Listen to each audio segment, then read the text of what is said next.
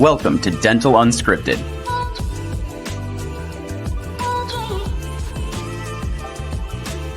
where Mike Dinsio and Paula Quinn break down the practice ownership journey, one episode at a time. Starting up, buying, and running a successful dental practice.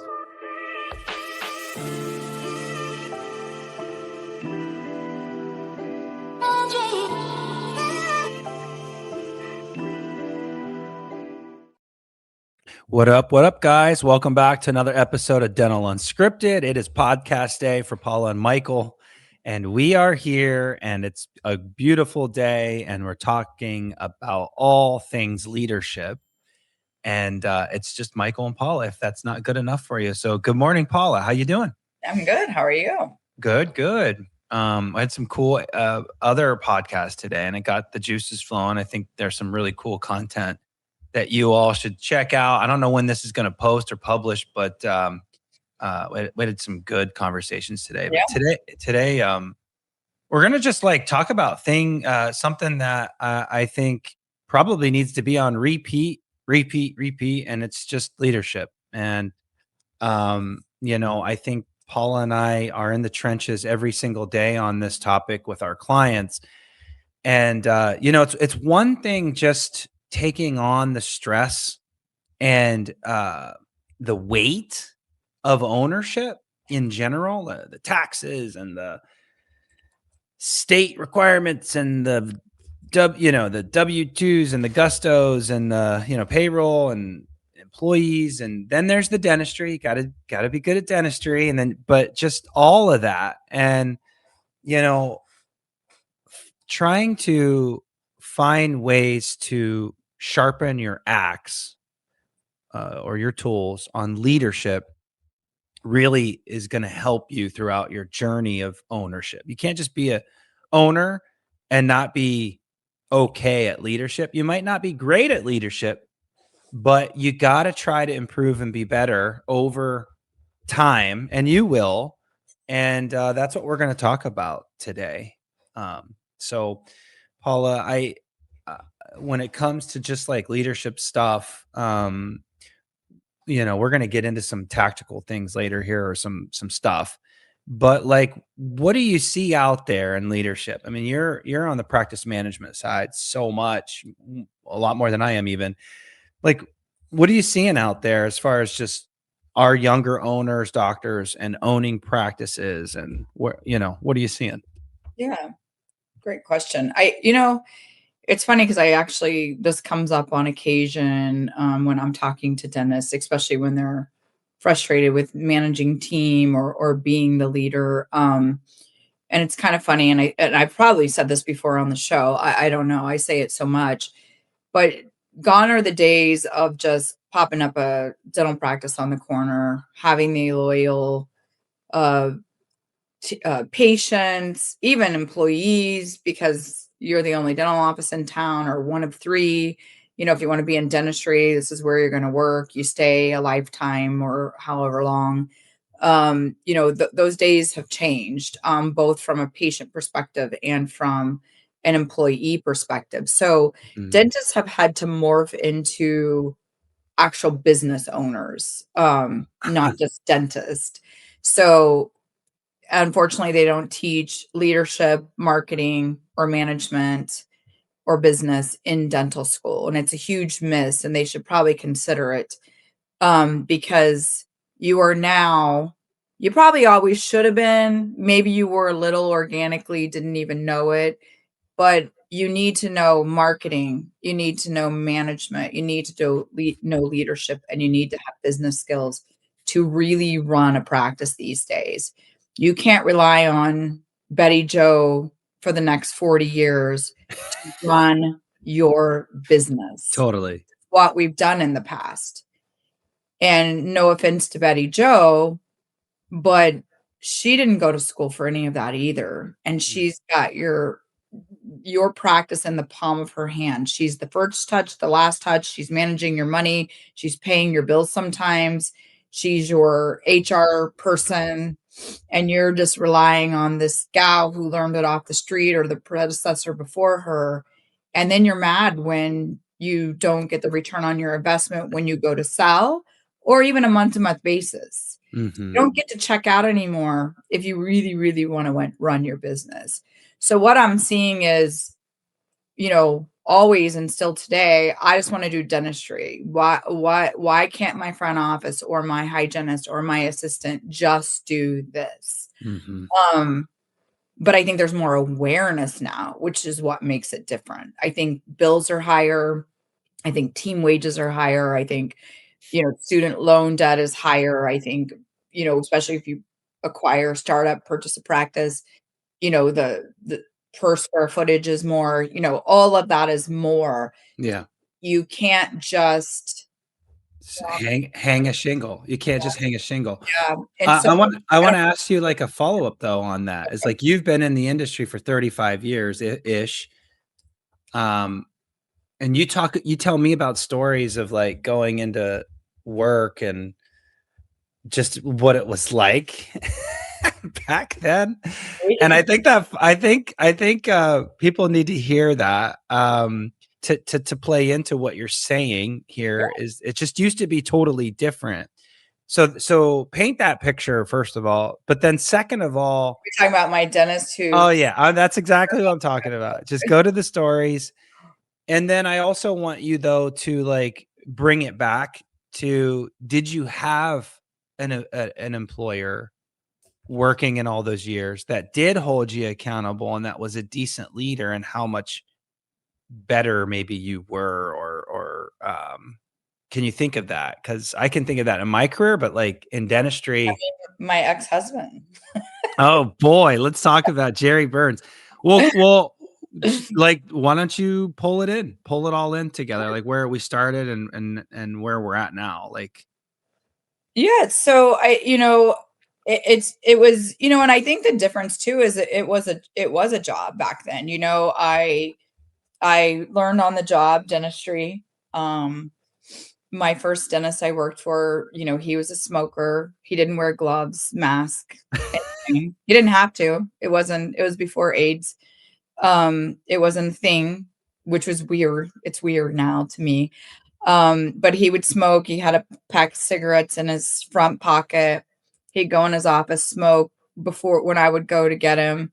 He'd put his cigarette on the side of his desk, still fuming, still lit, and come in and numb the patient or what have you. And then I hoped he washed his hands. I don't really remember. I got to be honest with you. I'm thinking he probably did at least wash his hands. Yeah. But then go back and smoke. So not only did the building have someone smoking inside of it, That's weird. That's so weird. That didn't wear gloves or a mask. It's one thing not smoking in a restaurant and thinking, oh, that's weird. No one's smoking in a restaurant, but it's a whole nother conversation when it comes to dentists. Had patience and lots of patience. We were always busy. Yeah. If you did that today, no one would come to you. Oh God, you get judged out of the practice if you're smoking behind doors on your lunch break. Like, but it also was like there were no numbers, there were no morning huddles. Auditing the schedule. No, you just clocked in, saw your patients, said goodbye for the day. And so many doctors still operate just like that today. We walk in them as practice consultants, which is actually surprising, but not smoking and not the same. wearing PPE these days. Wearing masks and gloves. Yes. Sorry. I thought that was assumed, but the way those offices were ran back then 35 years ago and how offices are being ran today. Yeah, that still exists. And those people are bitching about all the things that they can't control. They're bitching about Delta Dental and,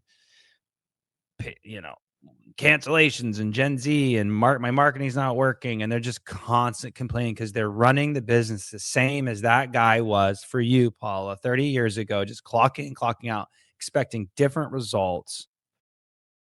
But you as a team member, you just said it shifted when you and Jerry, your ex, bought your first practice? Is that where you were going with this, with leaders and expectations? No, just he is a leader, in general, that era. And let's see, he graduated in 1998. Mm. It may have been before then, but I was in hygiene school then. So my I worked in a couple other offices, and I would say they kind of ran the same. Right before I went to hygiene school, I was in a front deskless practice, so that was a little bit cutting edge, where we didn't have a front office, and we took, as dental assistants, took our patients beginning to end. There were probably more, well, there were definitely, he did wear gloves, he didn't smoke, and there were more expectations, but still didn't know the numbers, still didn't do morning huddles, still, so it was about, whether it was the era or my ex as a business owner, where there was a shift, and it was continuing education. It was morning huddles. Now, I will say the caveat is we did pay for a consultant. You You guys know, paid for a lot of stuff. Yeah, we paid for a lot of continuing education, consultants, things to always better ourselves. We were a groupie on a couple of, Forums. podcast and Facebook groups and things. So we were very prepared for ownership. Not over prepared like they are today, but prepared. Yeah. Not prepared. You're never prepared, but there were some things that were like, wow, that's a great idea. So where I saw it shift was just being intentional in your day, whether it's a morning huddle, whether it's auditing your schedule, whether it's setting goals and expectations with team members.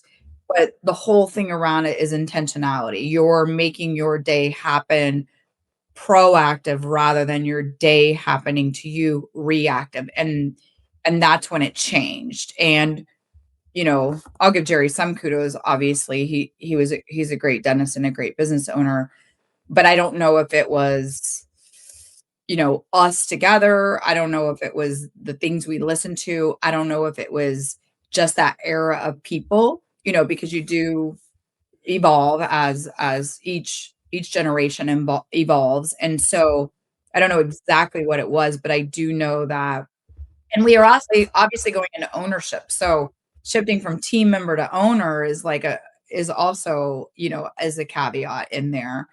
But what I'm saying is the shift is now you have to be intentional, and you have to plan and make anything happen that you want to happen. You have to have a plan around it. You can't just trip on it. Trip over it. Well, I mean, with that being said, leadership is something that you kind of don't just trip over. No. In my mind, it is all about intentionality and having maybe structure or a plan, or a strategy, All of it, yeah. all of that. And, um, you know, when I think about like trying to get performance out of something, someone, I start with, okay, and it was actually somewhat of a consultant to me and you as business owners, is like you wake up one day and you're like, shit, this isn't working. I need better out of something. And when someone challenge you is like, well, were the expectations set? Do they understand their role? Like, yeah, no. And then on top of that, do they have a system? And without any of that, you can't expect what you're expecting better. You can't expect better out of someone if you don't have some structure, some systems, how do you hold someone accountable if they don't even know what the hell they're supposed to do or what the training is it should be like? So I guess what I'm saying is, folks, stop like just expecting things to be different. Okay. Just stop. I even like what Cisco said on another podcast, and it was about marketing and stuff, but it's the expectations it's taking the money, what you're paying, everything, and waterfalling backward to set your expectations first. You love the quote or the thing by Gary Vaynerchuk, Chuck. and it's about the hourly wage the hourly per hour person. So I think setting your culture and your own expectations start first, because you're thinking, and I kind of joked even on the last one, or no, it was earlier on this one. Geez, I'm losing my mind. Betty Joe is 18 to, let's even say 30 an hour. She is running a minimum 500,000, most practices, right? But up to a $2 million, $2 million business, a business. business. And you're mad when it doesn't perform the way you want it to. Only you, as the owner, are going to care more than anyone in the world. So you have to design what you want. And if we have the 80-20 rule, right? If 80% of that happens, you're going to be more successful than any of your colleagues. And I think it starts with, what do you we throw vision around, we joke about this, we've talked before. What do you want your culture to look like? What do you want your business to look like? What is your business plan in 1 year, 5 year, 10 year? Now you design around that. Does this person fit in my vision? Am I going to get to my million or my second practice with this person on my team? So I again, it's that strategy or intentionality, whatever you want to call it. But I would say I would start with culture. What do you want that to look like? That's part of your vision. So we do an exercise, and it's all about, which I think is the foundation, the foundation. It's a perfect word for it, for culture, and it's agreements. That's the first thing that we do in almost every single one of our team meetings when we first sign a client, is really just identifying what you guys, team, doctor, it's not us, not Paul and I, but what you guys want to be for the practice, who you want to be. So that is kind of the first step, is agreeing to be something, meaning I'm agreeing to the team, and I want the team to have great attitude, have impeccable being open for training, mindset, having good mindset, having safety in conflict, having open communication, having whatever it is. Okay, that is who you guys are going to be, and without defining, and I want to say that a couple times in a row here so that sticks. Without defining what you're trying to fix, you can't just expect the fix to happen. That should be super obvious, right? So if people have bad attitude or showing up late or not open-minded to training or change or whatever, you have to have a discussion with the whole team and say, this is who we have to be. Do we all agree with that? It's an agreement. You have to get them to agree to it. You can't just force agreements on people. But you got to get people to agree. Once they agree to it, and they have to agree, can't force it. I'll say it again. But once they agree, then you can hold them accountable to that agreement. If you force it on them, you can't hold them accountable. But if they all, but there's just a different type of dictatorship. It's you work for me, yeah, and that you'll do this, versus, hey, this is your second family. You spend more time here than you do at home sometimes. Yeah. And we want you to be happy, and we want to be a big happy family. You can decide either way, but you probably are going to go burn through a lot of employees if it's, this is my way or the highway. We're all going to do this, and I don't really care about your opinion. That's right. Now opinions can be vetoed, but I think when, like you said, Michael, when you all agree together, then there is an integrity inside most people that are like, I said I would do it, I'm going to do it. Right. Versus, you're going to do it. okay, I'll do it. And Well, then that's where culture sucks. Like you're sitting around thinking that, wow, my culture sucks. My team treats this like a job. Well, that's doing it that way is why. If you include people and get them to agree to it and then hold them to that, then that's a much better way of communicating and coexisting with people. So just who we're going to be and how we're going to show up. That's like the foundation. So that's step one. Paula, once you get people to just agree on attitude and behaviors and open-mindedness and safety and communication and all that, just be good human beings. then the next layer of that is what do you do every day? What's your freaking job description?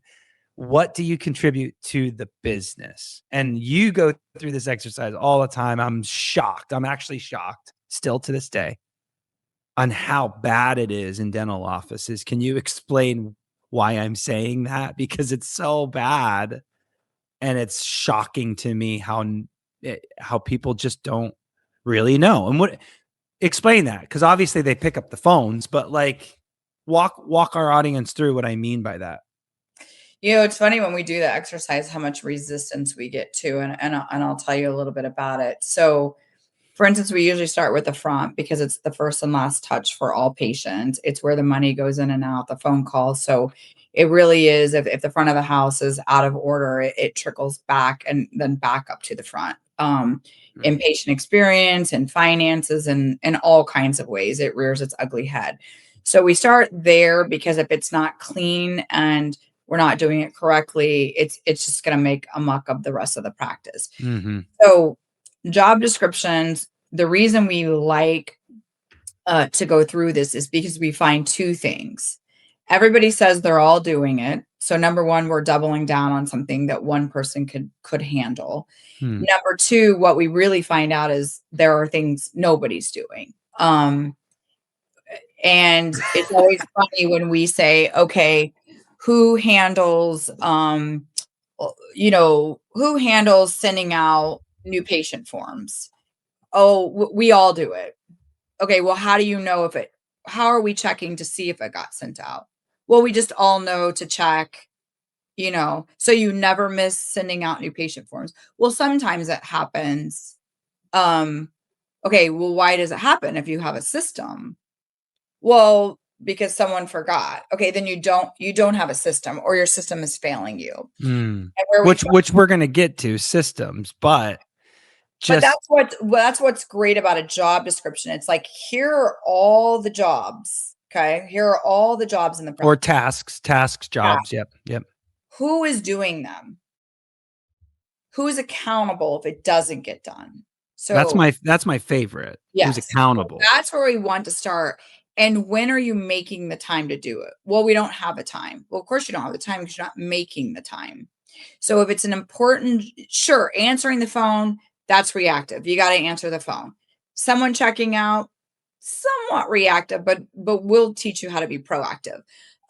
So there are things around that. Majority of it, you can plan and be intentional, proactive, have time management, and then things don't get missed. Nobody would want to get on a plane where it's like, okay, well, we both kind of do it, well, what happens if it gets missed? Well, the plane crashes, it's like, no, right? This is a business. Yeah, you got the co-pilot and the pilot saying, yeah, we kind of both fly the plane. Yeah, we both kind of go through the checklist, and it's every once in a while we miss something. No, it's when is it being done? How is it being done? Who's doing it? Yeah. And is it done every day succinctly? So, job descriptions are not just what, but it's who and when. Yes. Okay. Out of that comes, like you just said, the systems, right? Because once we find out, okay, everybody's doing it, we narrow that down. We get the win around it. So the time management around it and who's accountable, we find out, but are they equipped to do it? Okay, let's pause on that. Yep. Because, okay, so just walking you guys through this. This is just leadership 101 stuff. This is But probably all we're getting to today is just the well, first. maybe, but it's hard to do this. But like, you've got agreements of who you're going to be. Again, culture, be good human beings. Agreement. Then you've got a document or a set of or something written that says you are responsible for these things. She's responsible for these things. You guys all do it. But if insurance verification isn't done, she's accountable for it. If there's a hole in the schedule, you're accountable for it. Like, it's very crystal, but everybody tries to help everybody else. But your ass is on the hot seat. So who we're gonna be, what you got to do, and now Paula's pivoting to, okay, maybe you're not capable of some of these things, or maybe there's a system broke to do the things you do. So you need all of this, guys. I just want to rewind. She's going to go to systems, but you need all of this that we're talking about. I'll say it again. You need all of it before you can start expecting different results, accountability. Without any of this, you can't say, dude, do your job better. Like, that's like, do your job better. Just, I need better from you. Well, they're just sitting here saying, what the fuck are you talking about? So, Paula, tell us about systems. Sorry to interrupt you. I need everybody to understand that it's a 3-part process before you can hold accountability, which was what we're getting to. So now you've created these job descriptions and tasks, and everybody knows who they're accountable for. And then it sounds like you find that in that process, they don't even know how to do that job. Or maybe that job is not 100%. It's like 85% because the system's broke. Is that what I'm hearing you say? Yeah. Yeah. Or they don't have the time, which means the system's broke. If you don't have the time, you don't have a system. Yeah. Is basically it. Yeah. So the next thing is, who's right for what job, and organically based on kind of what they tell us they're doing, we're going to probably take some stuff off this person's plate, put it on this person's plate. It streamlines, there's some logical sense around it, which I'm not saying they're not logical. I'm just saying they're not even thinking about it. They just inherit it when they walk through the door. Mm. And like a rebalance of workload or something. Yeah. Mhm. Yeah. If you're checking somebody in and you're required to audit the schedule, it probably makes sense that you are the ones that check on the confirmations too, because you just went through the schedule, see who needs what. If the patient has a balance, you're going to reach out, say, hey, before you come in, you have a balance. They're just some logical things. If you have enough people, it's nice if someone kind of handles hygiene and somebody kind of handles restorative as well, because they're kind of two different beasts. So that's I'm not going to get into systems as much as I am Yeah. why you need one. Totally. So part of that time management I talked about is part of the system. Like the first question is, have you ever done this, and do you know how to do it? Show us how you do it. And usually through that, we get, they're 80%, some of course 50, some 90, but they're usually 80%. But unfortunately that 20% is what causes the biggest disruption. Of course. And then of course sometimes we get fought on it because because 80% of the time it works out okay. Why do we need to do this? Well, the 20% of the time costs the practice big money. Big And money. it doesn't come out of their check, so they don't even know it half of the time. When an insurance claim doesn't get paid, or we've got to refund a patient, or a patient refuses to pay a bill, it's usually because up front we didn't provide the full picture of what was owed, when was owed, and what can happen if it's not covered by the insurance. So now as a patient, I'm fighting that. Well, who has to eat it? The practice, the dentist. And by the way, guys, we started this conversation talking about the guy with no gloves, no mask, smoking cigs, and just kind of meandering through this life that he's in. And the employee that she just described said, well, 80% is fine. Like, Well, what's your he didn't even know at that point. Well, of course he didn't know, but I'm saying the employees are treating it like he did. It's just kind of like, well, Paula, you're the consultant. You're telling me that this is a problem because I'm not getting that other 20% done. But the office functions, we do what we do all the time. It's fine. We do $1 million. We're fine. We do $1 million, Paula. But that's the funny thing is the doctors that are paying attention now, not like the other guy, Dr. Mick Smoke a lot. The difference between him and maybe your ex-husband, Paula, Jerry, is he watched everything, or you guys together watched everything, and now there's accountability, and now there's systems, and that 20% made you go from 1 million to 1.2 to 1.4 to 1.6 and on. It's that little 20%, because if you just meander, you're just going to sit at that like $1 million mark or wherever you're at. You're not going to see those gains, that growth. Just kind of, and honestly, it'll get worse because it'll compound. It'll compound, and more money ends up sitting on the table. I think people, when systems aren't in place and things aren't expected of them, they get worse over time. Mm-hmm. I agree. I totally agree with that. Yeah. So, okay, now our agreements, job descriptions, systems.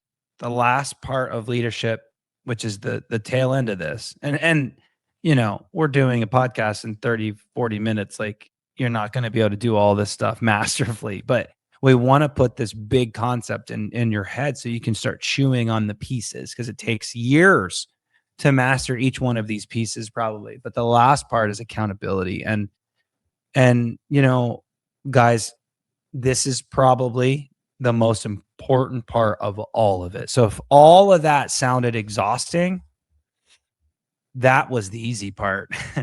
That was the easy part. The exhausting part, the frustrating part, is when you spend the time, and Paul and I are owners, we can speak from experience. When you spend the time to break down each one of these all the way through systems, and then in the end, you find out that it really is a person problem. The account of, hey, we talked about it. We agreed to it. You're capable of doing it. There's systems in place. You're still not doing it. You're not doing it. You're not doing it. You're not doing it. And it turns out they don't give a shit. And you got to move on from that person. But you can't move on from that person without all the other stuff. We get all the time people calling us, this employee stinks, this employee won't do what I want. But did you set the agreements? Did you provide a job? That's what I'm saying. Did you? And then the last piece is what you're about to get to, is the HR part of it. Yeah, the documentation and all of the things. But there's a book that we presented a couple years ago, more than a couple of years ago. It's The One Thing, and the one thing teaches you to just focus on the one thing to get big gains. But in that book, there's some pearls about patterns and creating change by pattern. And it takes, I think they said 66 days for to do something every day, 66 days. There's other stuff out there that says 30 days. Tony Robbins might say 33 days, whatever. But you guys that are probably listening aren't doing something every day like I'm talking about. Are you asking your front office, did you collect all the money? Did you collect all the money? Did you collect every single day? Or here's the adjustment. What is this adjustment for? What why? Well, you shouldn't even let them provide refunds, but what is this refund? Yes, 100%. Even the write-ups, Michael, like it's, we talk about all the time employees. Sorry if any employees are listening, because I'm comparing you to kids, but I'm not. But it's because it's not your business, right? So you're treating it differently. Even the most loyal employees, it's a job. But even like with the HR, you wake up one day and you realize your employee's been late like 5 times. Did you write them up? No. So even when it's as small as like, they came in late. It's documenting. It's letting them know you're watching and you have expectations around it, and it's not okay. You understand, you care, you're invested. It's so many, when you do this, it sets a tone for so many things of like, you know, now Michael talked about accountability. Now you have something to hold him accountable to because you have a true story, not a feeling. It's not a feeling. Everybody says, I feel. I'm so frustrated. I want to fire her. But that not someone that's coaching you is looking at you guys and saying, but you're not, Well, how many? there's nothing there. It's all feeling. I get all the time, I'm broke. I'm broke. I'm the CFO, apparently of not apparently, of our clients. And I feel like I'm broke. I'm feeling and I get into it. I'm like, you're not broke. It's all right here. What are you doing with it? Well, here's the numbers. Here's what we could do better. And usually by the end of those calls, you feel empowered, and not feel, you're not broke. It's the same. And what you need to do if you are a little lower than you would like, where am I at so I know what to do? It creates this system of leadership, creates a clarity, a crystal clear plan. If you think Nancy Joe's not getting the job done and you've gone through all three things, agreements, job descriptions, systems, and at the end, Nancy Joe still sucks, it's an easy decision. That is super clear. But if it's a feeling and you don't have any of those other things in there, it's just a feeling, guys. It's just a feeling. So remember, we're working with, and this sounds terrible, and it actually is terrible. Like we talk about teachers deserving so much more money. Well, the dental industry needs more money too, but the poor dental assistants make about the same as a Wendy's worker. But the poor dentist, the reimbursement's so bad, and it's a small. I know. I'm not saying you guys should be paying more. I'm saying the industry deserves better in that way. Does. But just remember, they could probably make the same at Wendy's. Just think about that, guys. One of our clients actually said that, and I'm like, oh my gosh, you're being dramatic. And I looked up Wendy's, and I was like, shit, it is Wendy's. And you work way harder as a dental assistant than you probably do flipping fries. And so just remember, like, they got to love where they work. They got to have systems. They got to have clarity. They want to be part of something. They want to have growth, all of that. And they may not have gotten the training. Just remember all of that. And if you can check all the boxes and pull it all the way through to accountability, and then you micromanage for 33 days or 66 days, you'll create patterns. And guess what? That's when the growth begins. Sometimes that takes 2 years, guys, to be honest with you, 1 to 2 years of that. And new owners, our clients that are new owners that hire us as consultants, and they want results in 3 months. And we're sitting here talking about all this. You can't accomplish this in 3 months. Yeah. So the younger owners just appreciate the fact that this is a body of work. You have to give some intentionality to it. And you have to actually care about fixing this part of it, of your business. You want to be able to call Henry Schein and say, you're screwing me, sell me stuff cheaper, result. Well, with people and employees, it doesn't work that way. It's a process and it's a body of work. And if you go through that, you'll get the gains, you'll have the culture, you'll have an amazing team, all the things. So, boy, I just went on a rampage there, but that kind of sums up what we were going for today, Paula. Does it? Well, yeah. I mean, anything that you wanted to add? I know there's a book that you love, and that kind of encapsulates this. So at the end of it, once you find out that there is an employee that has bad energy, that you might need to get rid of them. Is that sound? You want to share that book? You don't know the energy boss? Oh my gosh! Said it. That's why it's like your favorite. You're like bad energy. I got it. I got what you're saying. Since it's, yeah. You already gave it all away. You even said the name. So just say it. Oh my gosh! You literally just said the name. I know. I thought you were spacing on it. So No, I was waiting on you to breathe so I could actually say it. Your pause was just too long. It looked like you were looking at me. It's the energy bus. Anyone who's listening, it's the energy bus. It helps see if you got the right people on the team. John Gordon's the author. It walks you through just this process of, look, you might just not have the right people on the bus. And I think it's a good read. So, but I do think before you get there, I think, our team members would even say, like, whenever something's going wrong, bad, whatever you want to call it, I do always look within first. What can I provide? What support can I provide? What training can I provide? How can I help before I just automatically say I want to fire someone or they're not the right person, because it is usually a lack of systems, a lack of understanding, a lack of expectations. And I think that the tighter those are with all the steps we just went through, like Michael said, if you give all that and at the end it's still not working, then it's probably just not the right person. But if you haven't given that, I think you owe it to yourself and to all of your team members to provide that. Love it. Okay. Well, guys, as if it could just be done that easily. It can't be, but keep it real, guys out there. I don't typically sell or promote, but if you guys are looking for a good coach to walk you through some of this stuff, Next Level would love to have you. Reach out, schedule a call.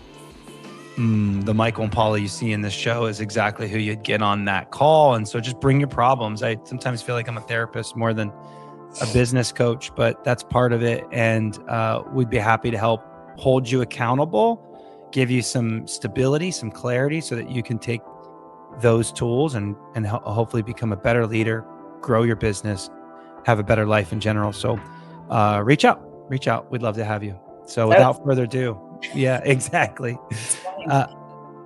Reach out. We'll be here. Talk to you guys soon. Thanks again for being part of the program. Bye.